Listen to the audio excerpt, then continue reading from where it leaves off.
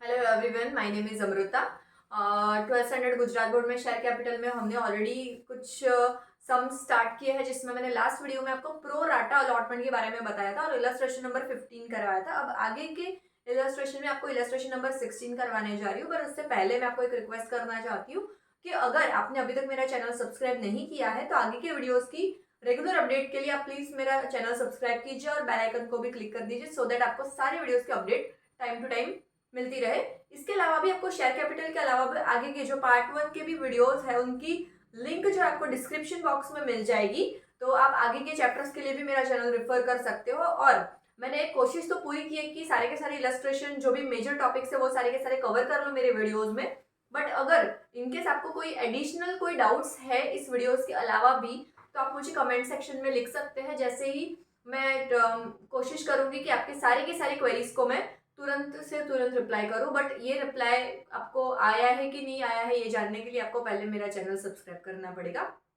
तो चलिए आगे प्रो रटा अलॉटमेंट में इलस्ट्रेशन नंबर 16 हम लोग स्टार्ट करते हैं। तो इलस्ट्रेशन नंबर 16 में एक टाइप का प्रो रटा अलॉटमेंट, जैसे कि 15 नंबर के क्वेश्चन में मैंने आपको बताया था 3 कैटेगरीज कि एक को फुल अलॉटमेंट किया था, एक को जीरो अलॉटमेंट किया था, उसको प्रो रटा अलॉटमेंट किया था। अब इलस्ट्रेशन नंबर 16 में 2 ही कैटेगरीज है। तो आपको मैं यहाँ पे वर्किंग और आगे की कुछ सम जो जनरल एंट्रीज है वो आपको मैं यहाँ पे बताऊंगी। Illustration number 16, Bhadresh diamond limited of Surat issued 3 lakh equity shares of ₹10 each. Illustration number 16 issued है मेरा 3 लाख एंड मेरा कैपिटल का जो अमाउंट है वो है ₹10। Amount called upon application ₹3। तो एप्लीकेशन का जो अमाउंट है वो है ₹3। अलॉटमेंट पे 2.5, so allotment 2.5, first call 2.5 and final call ₹2। तो यहाँ पे भी प्रीमियम के बारे में कुछ भी नहीं बोला है, तो हम लोग यहाँ पे प्रीमियम ले लेंगे 0 and our issue price will be again ₹10। Premium 0 है तो हर एक प्रीमियम में 0 लिख देंगे और ऊपर सेम अमाउंट आ जाएगा। So you can check over here, आपका कैपिटल एंड इशू प्राइस दोनों ₹10 हो रहा है। That is 3 plus 2 5 and this 2.5 plus 2.5 that is also 5. Now applications were received from public for 456, तो यहाँ पे सब्सक्रिप्शन हुआ है 456,000 एप्लीकेशंस के लिए। अब वापस मैं आपको ये यहाँ पे मैं बता देती हूँ कि कैसे पता चलेगा कि ये नॉर्मल कैलकुलेशन है, नॉर्मल वाला सम है कि प्रोराटा। तो अगेन क्या क्रॉस वेरीफाई करना है हमें कि अगर ये नॉर्मल सम होता तो 3 लाख के सामने 456 एप्लीकेशन आई, तो यहाँ पे मेरा रिजेक्शन अमाउंट हो जाता 156। तो क्रॉस चेक कर लीजिए कि 156 रिजेक्ट कर रहे हैं हम लोग पूरा का पूरा एक्सेस अमाउंट, तो वो नॉर्मल सम हो गया। This is not a pro rata case. But यहाँ पे लिखा है allotment of 3 lakh shares was made pro rata allotment of 450 and application for 6,000 share was rejected. तो यहाँ पे मैंने रिजेक्ट किया है only 6,000। So this is the hint कि ये प्रोराटा अलॉटमेंट है। ठीक है, नॉर्मल केस होता तो पूरा का पूरा एक्सेस अमाउंट रिजेक्ट हो जाता, बट यहाँ पूरा का पूरा एक्सेस रिजेक्ट नहीं हो रहा है, only 6,000 shares are getting rejected. Okay, तो यहाँ पे मेरी 2 ही कैटेगरी बनेगी, कैटेगरी 1 एंड कैटेगरी 2। ओके, चलिए आगे बढ़ते हैं। Applications for 6,000 shares were rejected, full amount were received from shareholder except a shareholder named Daksha who was allotted 600 shares। तो यहाँ पे लिख देंगे दक्षा जिसके पास 600 शेयर्स थे हमारे। डिड नॉट पे द फाइनल कॉल मनी, मतलब दक्षा ने ये भर दिया, ये भर दिया, ये भर दिया, ये नहीं भरा है। हर share were forfeited and total shares of Daksha were issued as a fully paid up। जब भी फुल्ली पेड अप वर्ड है तो always compare with the face value of the share, that is ₹10। सो ₹10 का शेयर ₹9 में दिया, इसका मतलब ये हुआ कि ₹1 है डिस्काउंट। तो यहाँ पे फॉरफीचर हो गया है, share forfeit and reissued at ₹9 as fully paid up। Okay, चलिए मैं आपको कैटेगरी 1 और कैटेगरी 2 का यहाँ पे मैं कैलकुलेशन समझा देती हूँ। तो यहाँ पे मैं लिख रही हूँ कैटेगरी 1 एंड यहाँ कैटेगरी 2।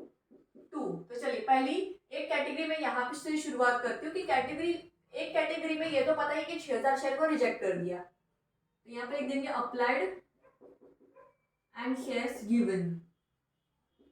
ओके, तो 6000 इंटू मैंने कितने रुपए के हिसाब से अप्लाई किया, 3 रुपए, तो मैंने 18,000 शेयर के लिए 18,000 रुपए देके 6000 शेयर के लिए अप्लाई किया है, बट मुझे एक भी शेयर नहीं मिला, तो यहाँ पे हो जाएगा 0 और ये जो एक्सेस अमाउंट है वो हो जाएगी रिफंड। अगर एक भी शेयर नहीं मिला तो पूरे पैसे आपको रिफंड मिल जाएंगे। और ये कैटेगरी हमारे पास कौन सी बची, तो अभी 456 में से 6 तो रिजेक्ट हो गया, तो बचे कितने 4.5 लाख शेयर्स, 4,50,000 शेयर्स, जिसको हमने शेयर्स दिए हैं 3 लाख। ओके, सो मैंने अप्लाई किया था 4,50,000 शेयर्स के लिए 3 रुपए के हिसाब से, बट मुझे कितने शेयर मिले 3 लाख इंटू 3, तो ये 450 इंटू 3, तो ये कितना हुआ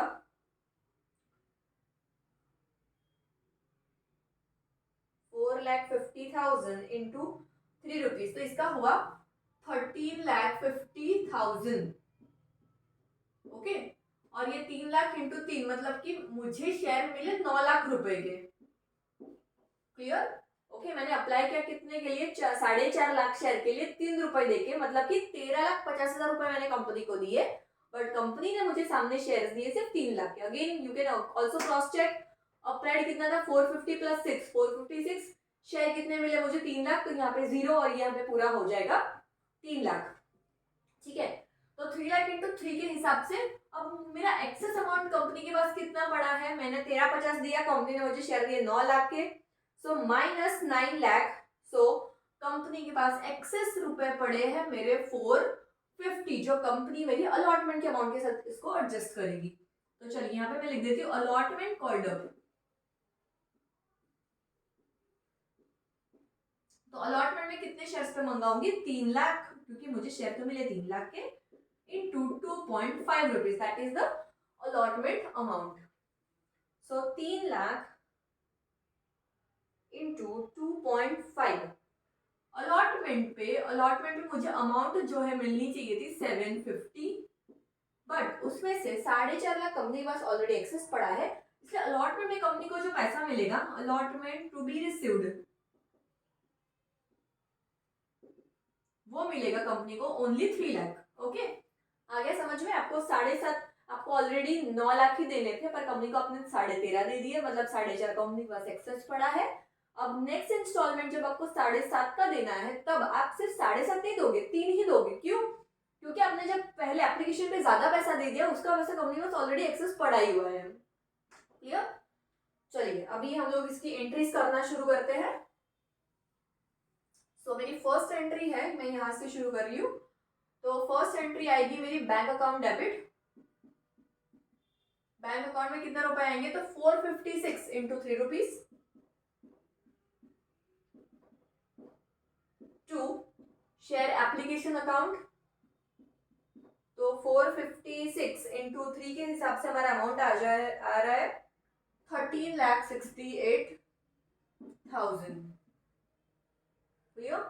second entry, so share application account, application जिस अमाउंट से क्रेडिट होगा उसी से डेबिट होगा। Again debit 13,68,000 to share capital में कितना अमाउंट जाएगा, शेयर कैपिटल, तो मेरे maximum share that I can issue is 3 lakh into 3, तो 3 lakh into 3 that is 9 lakh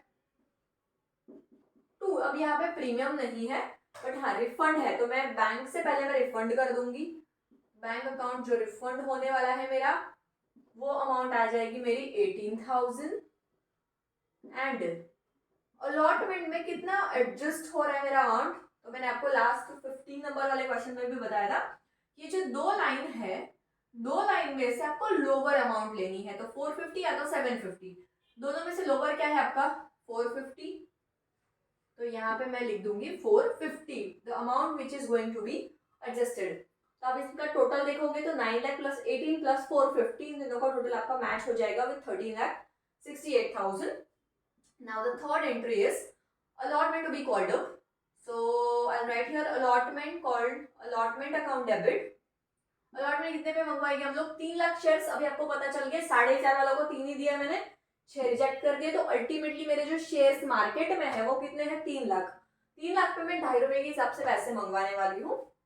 so 3 lakh into 2.5.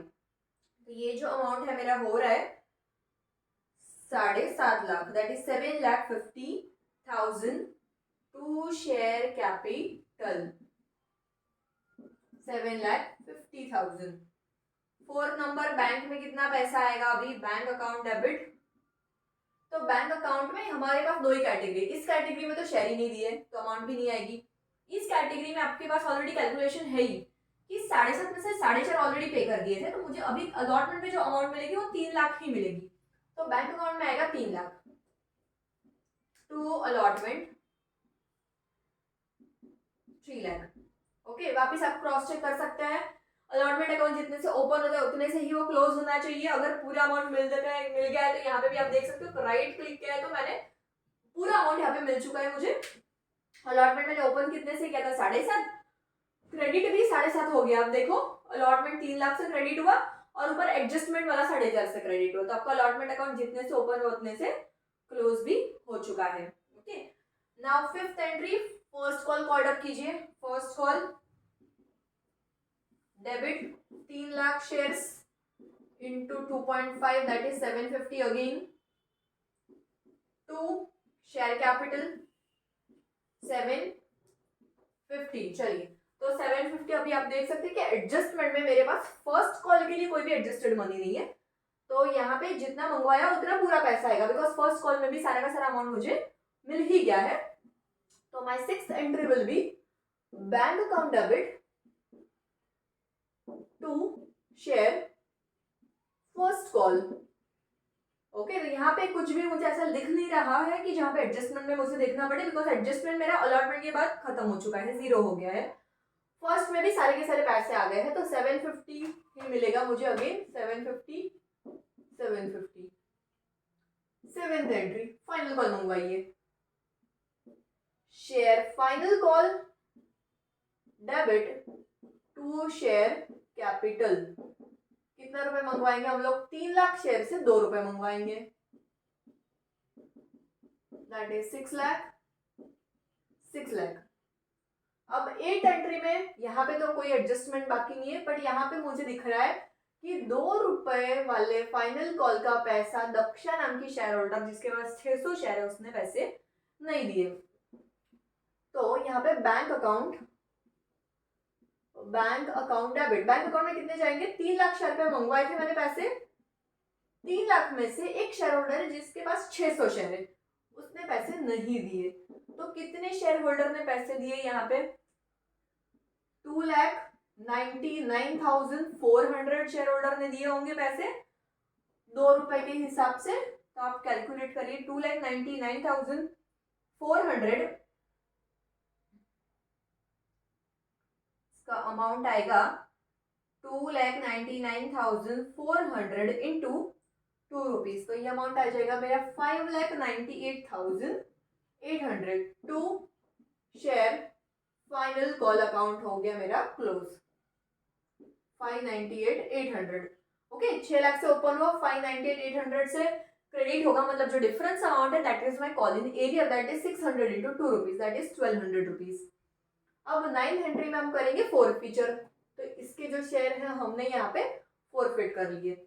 तो शेयर कैपिटल डेबिट होगा जब भी फॉरफिट करेंगे. तो कितने शेयर फॉरफिट किए? तो मैंने 600 शेयर फॉरफिट करने के लिए क्या देखना है हमें? Called up amount. Called up amount कैसे पता चलेगा? ये जो फॉरफिट वाली लाइन बनाई है, लाइन के जस्ट लेफ्ट हैंड साइड का टोटल ऑफ कैपिटल. तो कितना है? 10 रुपीज. तो 6,000. प्रीमियम यहाँ पे है नहीं तो प्रीमियम नहीं लिखेंगे. To forfeiture account. Forfeiture account में कितने रुपए जाएंगे जो उसने ऑलरेडी भर दिए हैं? 600 इंटू कितना भर दिया है? ये वाला राइट वाला अमाउंट. तो राइट वाले अमाउंट में भी कौन सा पोर्शन देखना है हमें? कैपिटल वाला. 3 प्लस दिस तो 8 रुपीज. तो ये अमाउंट आ जाएगा मेरा 4800. टू कौन सा अमाउंट नहीं भरा है? तो फाइनल कॉल. तो share final call 600 into 2 rupees that is 1,200. Okay, तो जब भी कोई भी शेयर होल्डर पैसा नहीं भरता है बट उसके शेयर फॉरफिट हो जाते हैं, तो जो अकाउंट बंद नहीं हुआ था ना यहाँ पे बंद हो जाएगा। देखिए फाइनल कॉल ओपन हुआ था 6 लाख से, फाइनल कॉल का पैसा नहीं आया था तो फाइनल कॉल क्रेडिट हुआ 598,800 से, और जब उसका शेयर फॉरफिट हो गया तो 1200 से वापस क्रेडिट हो गया, मतलब फाइनल अकाउंट यहाँ पे वापस क्लोज हो गया है। Now the last entry is for reissue. Reissue कर रहे हैं तो बैंक अकाउंट में कितने रुपए आएंगे मेरे पास, बैंक अकाउंट डेबिटेड 600 शेयर्स में रीइश्यू कर रही हूँ यहाँ पे, तो 600 इंटू 9 rupees that is 550 400। Okay then fully paid up word है तो किससे कंपेयर करना है मुझे, इससे 10 रुपए का शेयर 9 रुपए में दिया, 9 रुपए में दिया, that means 1 rupees is a discount and discount is to be adjusted with the 4 feature. तो मैं यहाँ पे डिस्काउंटेड अमाउंट के लिए 4 फीचर डेबिट करूंगी। 4 feature account debit 600 shares into 1 rupees, तो 600 रुपीज टू अगेन शेयर वापस मार्केट में चला गया, इशू किया तो share capital account credited with 600 shares into 10 rupees, तो 6000। एंड लास्टली 4 फीचर में जितना भी बैलेंस बाकी रहे उसको हम लोग कहाँ ट्रांसफर कर देंगे, कैपिटल रिजर्व में। So share 4 feature account debit to capital reserve, तो 4 फीचर ओपन कितने से हुआ था 4800 माइनस उसमें से डेबिट करके यूज कितना कर दिया मैंने amount 600, so remaining 4200 amount will be transfer to capital reserve. ठीक है, तो आई होप आपको प्रोराटा का ये भी क्वेश्चन समझ में आ गया होगा।